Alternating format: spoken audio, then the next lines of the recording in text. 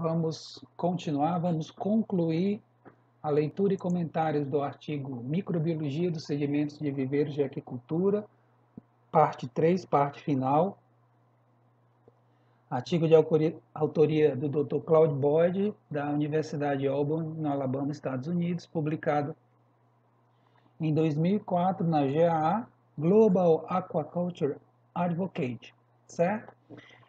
Vamos para o ponto 6. O ponto 6, ele trata de sedimentos aeróbios versus anaeróbios. Vamos dar uma olhada aqui. Levando em conta que o potencial redox dos sedimentos muda rapidamente, mesmo com pequenas alterações verticais do sedimento, ou seja, você se aprofunda alguns milímetros, você já tem uma queda considerável, pode ter uma queda considerável do potencial redox. Isso torna as determinações de potencial redox difíceis e até não práticas, né? Até de certo modo inviáveis para uso no manejo rotineiro de viveiros de peixes e camarões. É uma variável mais difícil de obter, o resultado de potencial redox é mais difícil de obter, é mais difícil de interpretar, tá? Então, é uma variável interessante, só que você deveria, no manejo diário dos viveiros em relacionado à qualidade do solo, buscar ferramentas ou variáveis mais simples de trabalho que não potencial redox. A própria concentração de oxigênio dissolvido da água de fundo, tá? Da interface solo-água, né? Os 30 centímetros que ficam acima da superfície dos sedimentos, e também a observação visual, tá? A aparência, a cor dos sedimentos, como vai ser falado aqui. Ó. Apesar disso, da dificuldade de se trabalhar com o potencial redox, tá? Porque as variações são muito rápidas, né? Com pequenas alterações dos sedimentos, apesar disso, não há necessidade de se prender ao potencial redox para determinar, para se saber se um sedimento é aeróbio ou não, tá? Para se saber se um sedimento é aeróbio ou não. Porque se nós olharmos aquela figura 1 novamente, se você tiver 300 milivolts ou menos de potencial redox, o sedimento vai ser anaeróbio, tá? Então, se você pega uma amostra de sedimento, determina o potencial redox e o resultado é igual ou menor a 300 milivolts, você vai ter aí um sedimento anaeróbio. Só que, como a gente estava falando antes, é uma variável bastante trabalhosa e difícil de se monitorar na prática. A sugestão aqui do Dr. Boyd é o seguinte: você pega uma amostra de sedimento e você observa atentamente a cor dela, tá? Os sedimentos aeróbios e anaeróbios, eles se diferenciam na aparência deles. Os sedimentos aeróbios, eles têm uma cor marrom clara, pode ser puxando para o amarelo, amarelada, cinza claro ou qualquer outra cor natural do solo. Já quando o sedimento ele é anaeróbio, ele se escurece, tá? E vai aparecer, vai exibir, né? Uma cor cinza escura ou mesmo negra, tá? Como resultado da presença das concentrações maiores do íon ferro mais 2, tá? Que é a forma reduzida de ferro. Se vocês olharem aí nessa imagem, né, se vocês olharem aí nessa imagem do slide, temos o que aqui? Temos uma foto, né, um close de sedimentos aquícolas, né, a gente consegue observar ali a água com cores completamente diferentes. Tem um marrom mais claro, né? Tem ali essa parte central bem escura, tá? Bem preta, né? Mostrando aí a concentração do ferro mais 2, ou seja, indicando aí uma condição anaeróbia. Então, a simples observação visual do sedimento, da aparência da cor do sedimento, já permite a gente descobrir se está numa condição aeróbia ou anaeróbia. O que a gente quer é que o sedimento superficial tenha uma aparência, uma cor mais clara, tá? Que vai indicar a condição anaeróbia. Se você cavar abaixo daquela camada superficial, você vai observar, geralmente, uma cor mais fechada, mais escura, indicando a presença anaeróbia ou mesmo a cor preta, tá? A cor preta. Vamos para a parte seguinte desse artigo, que é o ponto 7, tá? Que vai ser o manejo racional dos sedimentos de aquicultura. Vamos ver aqui, certo? Manejo racional dos sedimentos de aquicultura. Muitos resíduos do metabolismo presentes nos sedimentos anaeróbios, especialmente o gás sulfídrico, eles são tóxicos para as espécies de criação, né? Para os peixes e camarões de aquicultura. Portanto, é desejável manter uma camada superficial que seja oxidada, oxidante, na interface sedimento-água, para prevenir que compostos do sedimento reduzido, das camadas mais profundas, entrem na água.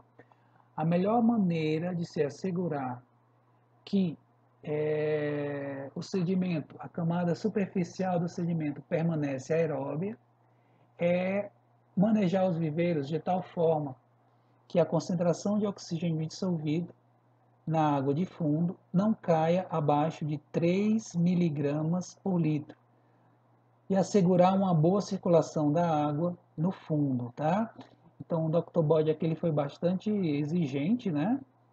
Ele recomendando aqui 3 miligramas ou mais de oxigênio na água de fundo, tá? A sonda do oxímetro teria que encostar, né, na superfície de sedimento e essa leitura teria que ser 3 miligramas ou mais. Se você tiver essa condição, você vai ter aí uma camada superficial com potencial redox com certeza acima de 300 milivolts, tá? Talvez 500 milivolts. 500 milivolts que vai indicar a presença dessa camada de alguns milímetros, talvez 1 centímetro, aeróbia, tá? Que vai ser essa barreira que vai prevenir a subida de gases tóxicos, metais, substâncias reduzidas para a coluna d'água. A aplicação de nitrato na água do viveiro pode ajudar a prevenir valores baixos de potencial redox na interface sedimento-água, tá? E estimular o processo de desnitrificação. Afinal de contas, as bactérias desnitrificantes elas se utilizam do nitrato. Como o nitrato é muito solúvel, seria interessante aplicar o nitrato na preparação do viveiro antes de iniciar o ciclo de produção com o viveiro seco, tá? Você aplicaria ali nas poças, né? Aplicaria ali naquele solo ainda úmido, aí esse nitrato ele vai ser incorporado à superfície do solo, vai aumentar o potencial redox, tá? Vai estimular a atividade desnitrificante, que é uma atividade bacteriana benéfica, tá? Quando os viveiros eles são drenados, esvaziados para a despesca, os fundos eles deveriam ser expostos ao ar para secar completamente, rachar, né, abrir aqueles blocos que permitem a entrada do oxigênio na intimidade, né, entre os blocos, o oxigênio ele vai penetrar ali, e de tal forma que naturalmente ele passa por um processo de aeração, tá? Essa secagem, né, exposição do solo ao ar acelera a decomposição da matéria orgânica, aquela matéria orgânica biodegradável, mais lábil, né, que se decompõe mais rapidamente, que tenha permanecido do ciclo anterior. Além disso, a exposição do solo ao ar, né, ao sol, ao ar, à atmosfera, vai diminuir a concentração de compostos reduzidos, amônia, né, o H2S, eles vão ser oxidados tanto pelo ar, o oxigênio atmosférico, como pelo Sol, tá? A chamada fotooxidação. Os íons ferrosos, que é o ferro mais 2, aquele que dá coloração negra, né, escura ao solo, ele vai ser oxidado para mais 3, né? Aí o solo vai clareando durante essa mudança aí do ferro de mais 2 para mais 3. O sulfeto, né, o S-2, ele vai ser convertido, oxidado para sulfato, que é seguro, né, aos organismos aquáticos. E o sulfato, tanto o sulfato, né, como esses elementos metálicos oxidados vão servir como aceptores de elétrons para micro-organismos durante a sua atividade anaeróbia. Vão auxiliar na decomposição da matéria orgânica presente nos sedimentos. A decomposição da matéria orgânica pelos micro-organismos ela é mais efetiva numa faixa de pH entre 7 e 8, de tal forma que se você tiver, geralmente é o que acontece ao final, solos mais ácidos, com pH menor do que 7, tá? Até menor do que 6, é importante fazer a calagem, né? A correção do pH, aplicação do calcário ou da cal, para dentro dessa faixa de pH, você dar uma condição correta para a atividade microbiana. Você pode também fazer a aragem, né? Passar o arado, né? Como está sendo mostrado aqui na imagem, certo? A gente tem aqui um trator, ao qual ele foi ali preso, né, um arado bastante rústico, e ele está trabalhando o solo para aumentar a oxigenação da camada superficial do solo, certo? Quando os solos não puderem ser completamente drenados, existirem muitas poças ali no fundo, você pode aplicar o nitrato, né? Se possível o nitrato de cálcio, ele entra como um oxidante de solo, tá? Ou seja, ele vai se dissolver naquela poça, vai aumentar o potencial redox, e as bactérias desnitrificantes vão utilizar esse nitrato para oxidar a matéria orgânica que esteja ali presente nessa poça. Aí aqui eu fiz uma ilustração, né, das principais recomendações do Dr. Bode para manejo racional do solo de viveiros, né, exposição ao sol, né, drenagem total. O solo deve rachar, né, para permitir uma boa aeração numa maior profundidade do solo, certo? A calagem para corrigir o pH, importante que ele fique entre 7 e 8, para permitir uma maior atividade microbiológica. Se possível, você pode fazer a aragem tanto para uma maior mistura, né, do calcário, da cal com o solo, e também para maior aeração artificial do solo. E no caso da presença de poças, né, que permanecem ali por um tempo mais longo, né, passam os dias e aquelas poças permanecem, você poderia aplicar o nitrato de cálcio, que ele entra como um agente oxidante e ele vai aí eliminar a matéria orgânica, tá? Aumentar o potencial redox do solo. Você vai ter ali um tratamento localizado naquelas poças, certo? Então, esse foi o ponto 7, manejo racional dos sedimentos de aquicultura. Vamos concluir, tá, esse artigo com as considerações finais. Pessoal, então assim, geralmente se trata a água, né, pela maior facilidade. Você faz a calagem da água, né, você faz a aeração da água, você faz a aplicação do melaço na água, aplicação de probióticos, certo? Você monitora a qualidade da água.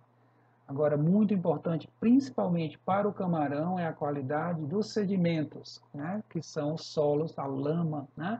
Os viveiros de aquicultura, porque dependendo de como tiver essa qualidade desse sedimento, você vai ter uma qualidade de água, principalmente a de fundo, né? Por serem animais bentônicos, onde os camarões vão estar concentrados, você vai ter uma qualidade de fundo melhor ou pior, tá? Então, seria importante fazer esses tratamentos, né, a recuperação do solo entre os ciclos de produção, tá? Você expor ao sol é importantíssimo, esperar rachar, então não tem tempo fixo. Quanto tempo deixa seco? 3 dias, uma semana? Não, você vai deixar seco até ele rachar e depois de rachado passar uns 2 a 3 dias aerando os blocos de solo, né, entre aquelas rachaduras, tá? Corrigir o pH do solo e a aplicação do nitrato se houver aquelas poças que permanecem no fundo, certo? Então, com esse controle, você vai ter essa camada superficial de sedimento protetora, que tem um potencial redox aí positivo, na verdade, no mínimo acima de 300 milivolts, mas de preferência 500 milivolts, né? Que vai indicar que tem ali nos primeiros milímetros superficiais a água intersticial entre os poros do solo vai ter 1 miligrama, né, de oxigênio dissolvido nessa água do sedimento, garantindo a decomposição aeróbia, tá? E essa barreira físico-química e microbiológica que impede que aqueles processos microbianos que acontecem nos estratos mais profundos ou abaixo dessa camada superficial, produtor, por exemplo, do gás sulfídrico, né, que esse gás sulfídrico ele consiga chegar na coluna d'água, na água de fundo, estresse e até mesmo mate os animais, certo? Então é interessantíssimo esse artigo, tá? Tem uma parte aqui de química da água, tá? Mas bastante superficial. O importante é fazer o tratamento, né, periódico do solo, manter o solo sempre numa condição, uma aparência mais clara, né, aquele solo superficial, indicando aí que aquela condição anaeróbia ela desapareceu, né? Você teve uma oxigenação, uma aeração natural do solo, tá? Ou artificial com aplicação do nitrato, por exemplo, de tal forma que você recuperou a qualidade do solo e você vai ter no ciclo posterior, você vai ter uma condição de água de fundo melhor, tá? E vai dar as melhores condições para obter boas taxas de crescimento animal, tá, pessoal? Então é isso. Vamos ficando por aqui. Eu agradeço a todos a atenção, desejo paz e saúde. Até uma próxima oportunidade. Obrigado.